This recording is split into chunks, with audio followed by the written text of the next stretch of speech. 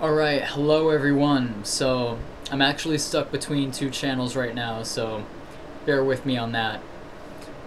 Today, on Sunday, August 27th, I'd like to dedicate this live stream to the people of Texas who are experiencing an unprecedented weather event, Hurricane Harvey, that has hit the Gulf region and way into inland Texas.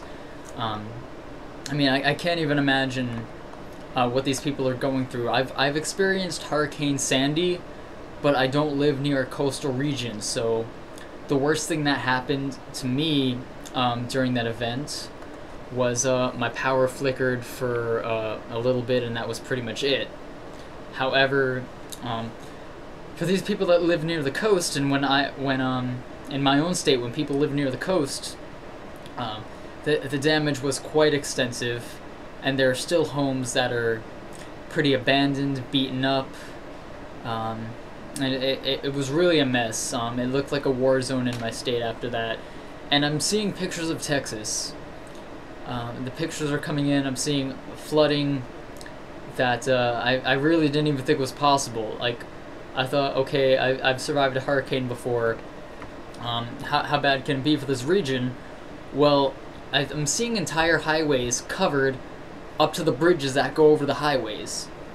So what is that clearance? About like 12, 13 feet for trucks to get through? I think it's something like that. It should be 12, 13 feet. That must mean the water level is like that high. Now I've looked at the precipitation graphs, saying like I think the max was like 55 plus inches. And, for these areas, it looks like the highway is a river. And really, I can't imagine what the people of Texas are going through, and my thoughts are certainly with them. And I really don't like to politicize this tragedy, and I'm going to try to avoid that, but I just want to bring attention to the president's response. Obviously, this is something that a lot of people are looking at, and it's just really strange to me. I lived through President Bush and Hurricane Katrina, and we all know his criticism in response to that. But I'm just reading this right now, and I'm just completely dumbfounded. Let's see if I can scroll through this feed.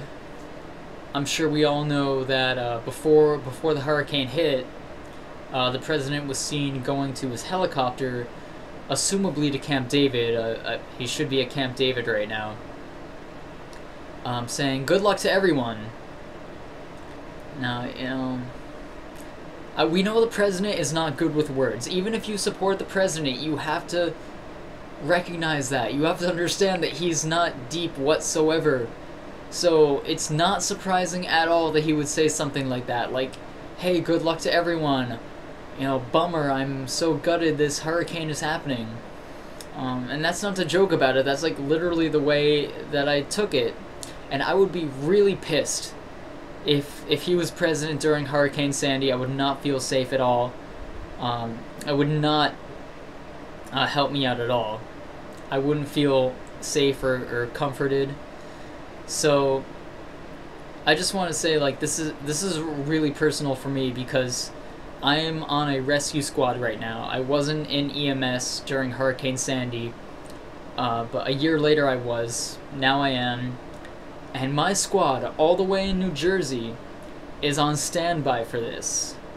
We're, like, organizing a response effort, like, throughout the state of New Jersey, and I'm sure all the states between us and Texas and all the surrounding states, this is pretty much a countrywide thing. With EMS, they're looking for ambulances and EMTs to respond if needed. So I'm on call right now to go down to Texas if needed, with some other members of my squad to help out with this. I can get a text like right now or in 10 minutes telling me, "Hey, we're reaching out to you to see if your squad is still available to come down here." So this is a pretty serious event, and I really hope really hope that I don't have to go down there, because that means that this is really bad. You know, this is something that if they have to reach out to squads all the way in New Jersey, something like 1,600 miles away, then this is really a serious disaster, and we already know that it is. In the Houston area, 5 people are reported dead already. We're obviously not going to know the official death toll for a while, probably. And I personally don't know the extent of the damage. Flooding is probably like the most of it, and destroyed houses and things of that nature. So they're not going to have any numbers for a long time. And you know, the president is saying like, hey, I'm closely monitoring this from Camp David. You know, that's all fine and good, but then it's really strange how he gets into like bragging about the size and magnitude of the hurricane. You know, he says like, wonderful coordination between federal, state, and local governments in the great state of Texas. Teamwork, in all caps. Record-setting rainfall. Now, I know on Twitter you're limited to 140 characters, but at the same time you can put together a better statement than that. And it's not only that, it's just that the people of Texas know that things are not fine. You know, the people who have to be rescued from their cars, from a preacher. I saw a picture earlier. He was a pastor who's laying on the roof of a car. He's like going through the floodwaters. These cars are practically underwater, and he's like, you know, trying to find people who need rescuing. And this guy didn't even have a boat, as far as I could tell from the picture. He was just like on the roof of the car, seeing if he can rescue anyone. And hopefully those cars were not occupied. Hopefully no one was in there. You know, this guy's on Twitter saying like, hey, this is like wonderful coordination. But remember that this is the president who like pretty much defunded FEMA, who defunded the EPA to somehow find money for the border wall, which by the way is not going to happen. At least not having Mexico pay for it. You know, it's just not going to happen. And that brings me to another tweet. This is something that happened today. 12 hours ago, it had to have been about 9 a.m. Quote, with Mexico being one of the highest crime nations in the world, we must have the wall, in all caps. So, Mexico will pay for it through reimbursement/other. We've already been through this. Unless Mexico is giving us the check for the wall, they are not going to pay for it. We've been through the whole trade thing, where like they raise like taxes on them or something, they raise tariffs, so you know they're basically paying for it indirectly, but that just goes back to us paying for it. Because remember, that means higher prices of goods and we're still funding it. And I retweeted him. I actually quoted his tweet, and I said something like, I called him a jackass, but I also said like, hey, Texas has bigger problems right now. Like, I really don't want to politicize this, but it's just too difficult to not do that. When 12 hours ago, in the midst of a hurricane, the president is talking about building a border wall with Mexico after defunding FEMA, and, you know, it turns out that Texas has much bigger problems than that right now, especially since immigration is net zero. So, you know, we can talk a lot about the border wall. That can go on for days. That can go into another half-hour video from myself, but that's, you know, not the issue today. Today the issue is the president's response to all of this. If I can read some other ones. I read the other tweet where he was bragging about the record-setting rainfall. Now I see, wow, now experts are calling Harvey a once-in-500-year flood. We have an all-out effort going and going well. Once again, the effort is not going well, judging by what we're hearing from Texas. Another tweet bragging about his wins in the state of Missouri. Quote, I will also be going to a wonderful state, Missouri, that I won by a lot in 16. Dem CM. I guess that's the governor's initials. I'm sorry, I don't know the governor's name in Missouri. But Dem CM is opposed to big tax cuts. Republican will win S. Now, you've just friggin' lost me right now. I believe S means state. Again, 140 characters, I know that, but, you know, be smarter with rearranging it. But, you know, once again, bragging about his wins in Missouri, which, no surprise there, Missouri is a red state. If Missouri ever goes blue, that would be extremely impressive. You know, I will buy every Republican watching this a beer if Missouri becomes a blue state in 2020. And you have my promise on that. So save this video, like this video, because this is my promise to you. Every Republican in Missouri who watches this video, or any Republican in general, I'll buy you a beer if it becomes a blue state. So next one, let's see what we can find. Okay, I'll be going to Texas as soon as this trip can be made. Okay, sure, I guess he can't really do anything right now. People are telling him to go to Texas, and to be fair to him, you know, his presence is really not helpful in Texas at all at this point. I believe the hurricane is still going on. There's more rainfall expected. So, of course, he can't be there right now. Like, what can we expect him to do? I wouldn't expect President Obama to be here rebuilding homes. The only president in recent times who I would expect to do that is Jimmy Carter, who is 92 years old and who is still, you know, building homes. He was hospitalized, as we know, this past summer for being dehydrated, for being 92 years old and building homes for the poor.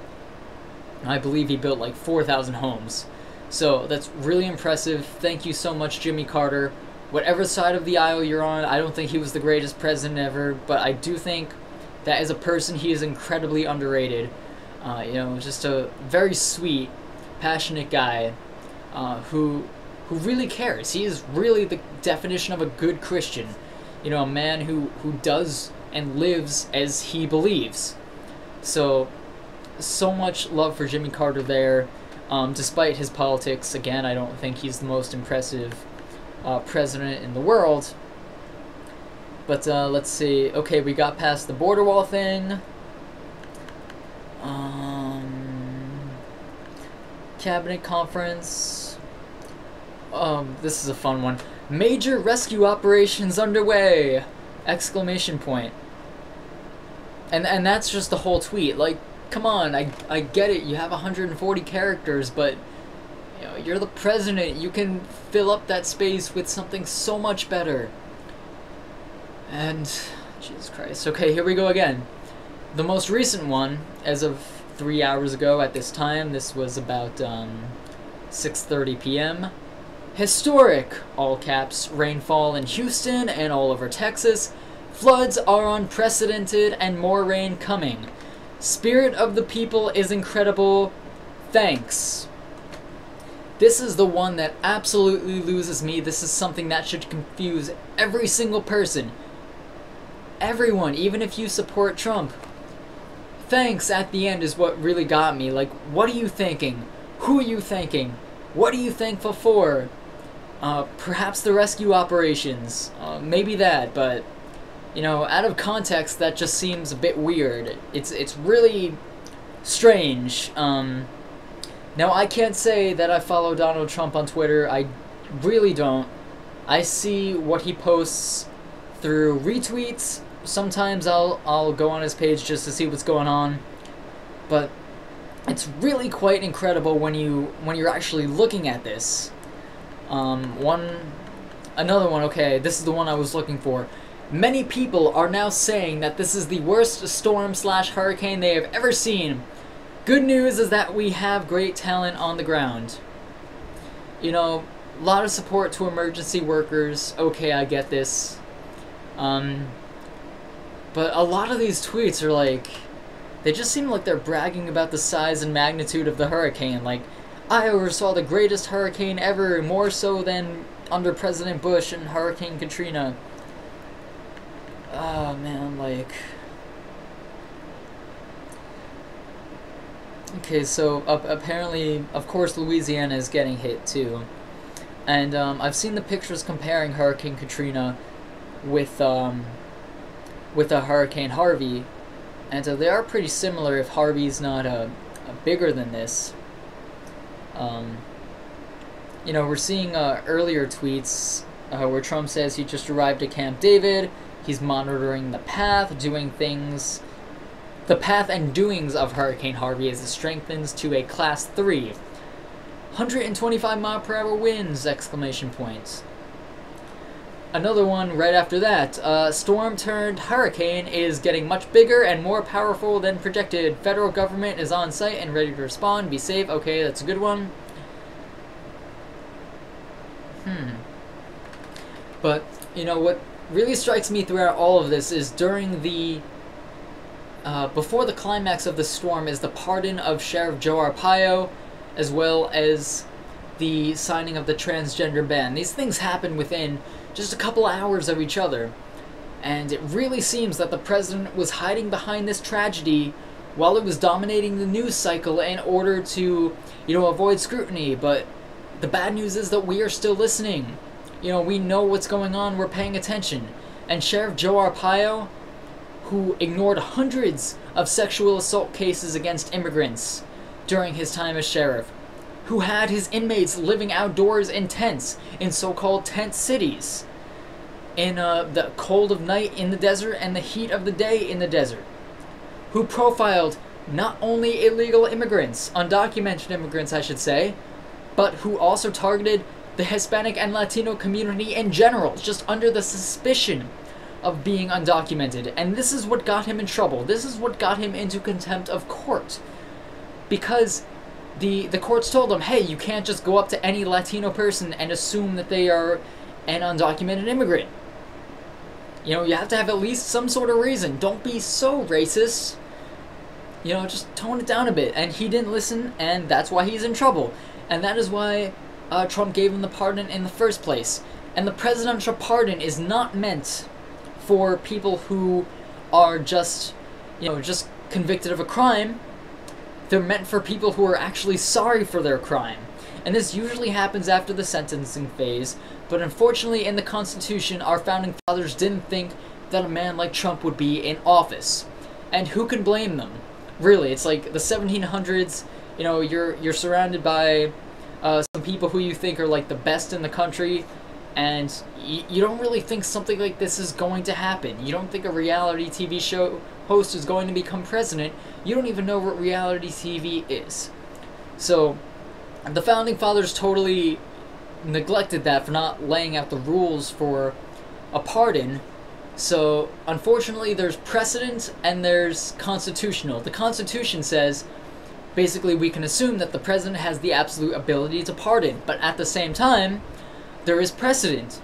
And the precedent says that you wouldn't really pardon someone except after the sentencing phase. You would have to make sure that, you know, they're absolutely sorry for their crime. You know, maybe they've even served some time themselves. But this is a technically constitutional pardon, because the president can pardon people who are in contempt of the court, but they cannot pardon someone who is in contempt of Congress. Congress is perhaps the most powerful check and balance when it comes to the presidency. In fact, even with this Mueller investigation into Russia, the fact that he pardoned Arpaio shows that the Mueller investigation, the results can be completely destroyed. Just because, you know, it's a court and Trump could just pardon anyone under that. So we might see that happen. We probably will see that happen if there are any convictions from this. But he could do that. He could totally undo Mueller's investigation and Mueller's findings. But there's 2 congressional investigations going on also. They are most likely less powerful. They're most likely less independent. But at the same time, they are the most powerful and probably the best that we've got. They're probably the one that can lead to impeachment.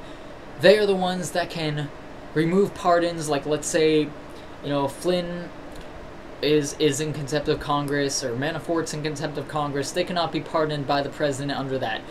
The president can also not pardon himself under cases of impeachment. And the fact that the president himself brought up the fact that he has the absolute ability to pardon is, in my opinion, an admission of guilt. And it shouldn't even really be in my opinion, it should be the reality. Because you only talk about pardons when you are guilty. the fact that Sheriff Arpaio accepted the pardon means that he was guilty, and he's proud of it. He's proud of what he's done. He's not sorry for what he did. So, in my view, in the way that he mistreated people of color and the way that he mishandled law enforcement in his community does not warrant a presidential pardon. But, you know who's president, so we know how that's going to go. So, obviously people on the right are saying, well, what about Chelsea Manning? Well, Chelsea Manning exposed crimes that the government committed. So, it's a really strange Orwellian world that we live in, or country I should say, not world. The rest of the world is pretty decent, on and off, but, this country is in a pretty sad state of affairs. And it's especially a sad state when people forgive government crimes at the risk of punishing citizens who expose these crimes. We know Edward Snowden, for example, one of the more famous examples of this. These are crimes that the government committed against the people. According to the Constitution, the founding fathers of this country, these people should be heroes. Edward Snowden should be heroes, and the people in government should not be in government, they should be in jail. Chelsea Manning should be considered a hero. Never should have been sentenced anyway. So, just very thankful that President Obama gave her a pardon. So, very sad state of affairs. Let's see if there's anything else we could say about all this. There certainly is a lot. Again, this is just another example of the pardoning of Joe Arpaio, that this President Trump has absolutely no regard for the rule of law, for law enforcement, and especially tolerating this behavior, this racism, this white supremacy, this misuse of law enforcement. It's an additional sad state of affairs when we put the actions of individual law enforcement agents, such as sheriffs, such as individual law enforcement officers, over the courts. Because, they told them, you can't keep doing this. And during this hurricane, by the way, they are still doing checkpoints for people evacuating to screen for undocumented immigrants. They're using this as an opportunity to just, crack down during a hurricane.